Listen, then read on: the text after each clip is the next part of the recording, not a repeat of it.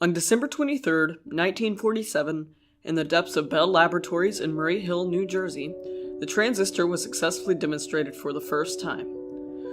The device sparked a technological revolution that changed the planet as we know it, putting the names of John Bartine, William Shockley, and Walter Brattain down in history as the man who took a stand to destroy inefficiency by creating a device that amplifies and switches electric signals, successfully creating the foundation for the home radio, television, internet, phones, and many other electrical devices that run our world as we know it, from as small of a scale as making calculations to managing and tracking the economies of the world.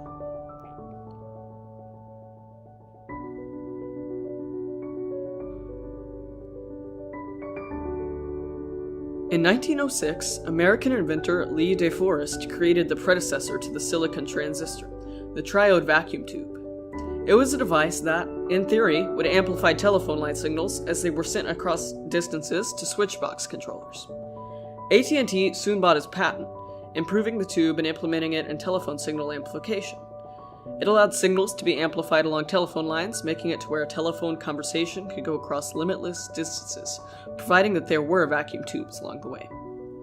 This was a huge breakthrough in telephone technology, but there were issues with the device. It was very unreliable, produced too much heat, and sucked up lots of power.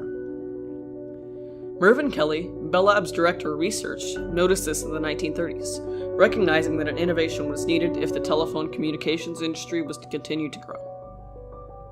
He speculated that semiconductors, elements that only allow the conduction of electricity to flow through them under certain conditions, were holding the solution to this problem. Unfortunately, World War II ground this idea to a halt until 1945. At the end of 1945, Kelly appointed a team of 3 scientists to develop a semiconductor switch that would replace the inefficient vacuum tube, taking the first stand in the process of bringing computing to a microscopic scale. Kelly made William Shockley, known as Bill Shockley, the leader of the team, drafting Walter Brattain and hiring John Bardeen in order to make a dynamic trio of diverse people who each came from different backgrounds. They became very close-knit and began working well together, with Shockley overseeing, Brattain running experiments, and Bardeen calculating and interpreting the results. They became friends, taking a lighthearted stance on their work, even nicknaming their lab Hell's Bells Laboratory. This helped them develop the machine that would soon take a stand in order to create the devices that we use today. The first attempt at creating a semiconductor switch was, as University of Illinois electrical engineer Nick Holonyak described, a crazy idea. It was largely based off of something called the field effect, which speculated that a strong electrical field could cause the flow of electricity within a semiconductor. The device the team created was made of a small cylinder coated with silicon, a semiconductor, which was mounted next to another small metal plate. This idea didn't work, so Shockley asked Bardeen and Brattain to find out why, taking a stand against failure, which would soon cause a breakthrough. In the fall of 1947, in a fit of frustration, Brattain tried dunking the entire switch into water, and it worked. Barely. It conducted electricity, but not enough for it to have any reasonable use. The team kept trying, and in a few months, Bardeen had an idea that would soon change the world forever. People thought they knew how electrons behaved in crystals, but Bardeen discovered that they did not. Electrons form a barrier along the surface of crystals, and the discovery of this led to the creation of the first germanium point contact transistor on December 16, 1947, taking a stand for entrepreneurship and challenging ideas in the scientific community. Shockley was not involved in this creation because Bardeen and Brattain had simply kept him out of it, making him furious. Everything he did breathed and acted competition. It came out of every pore of his being. The next stand in history was made from spite, because Shockley was jealous of not getting attention for the invention of the point contact transistor. He planned a device called a junction or sandwich transistor, which took him about 2 years to produce. After he finished the creation, he presented it to Bell Labs, who unveiled it on June 30th, 1948.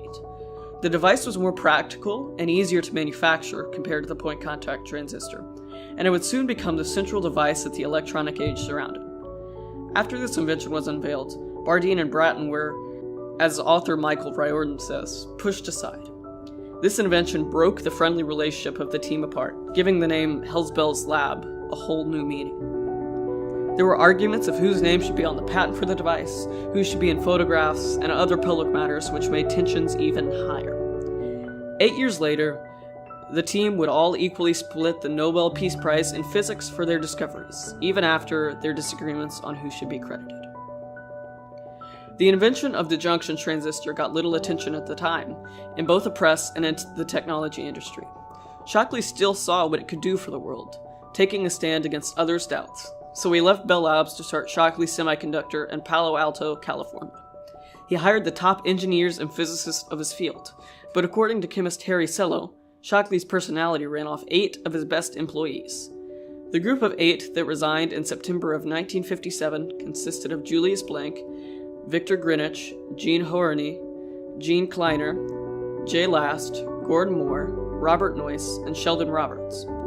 Fairchild Semiconductor came into existence the next day, a company dedicated to making transistors the way they wanted to make them, not how Shockley told them to. Noyce and Moore would then go on to form Intel Corporation, which now produces billions of transistors every day as a part of their integrated circuits, which they co-invented with Texas Instruments, showing one of the vast impacts the team has had on today's world.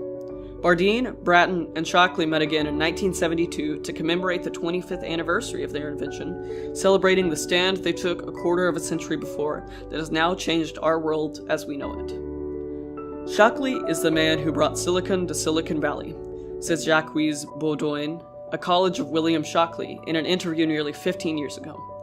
This quote eloquently describes much of the impact the invention of the transistor has had on the world. Not only did it spark the creation of Silicon Valley, which has grown to have a 9.6% GDP, the third largest GDP rate per capita in the world, but it has spawned and greatly improved countless devices that are vital to many people's lives, such as radars, calculators, radios, telephones, computers, microchips, tape recorders, cameras, MP3 players, television, and almost any other electronic device that we use.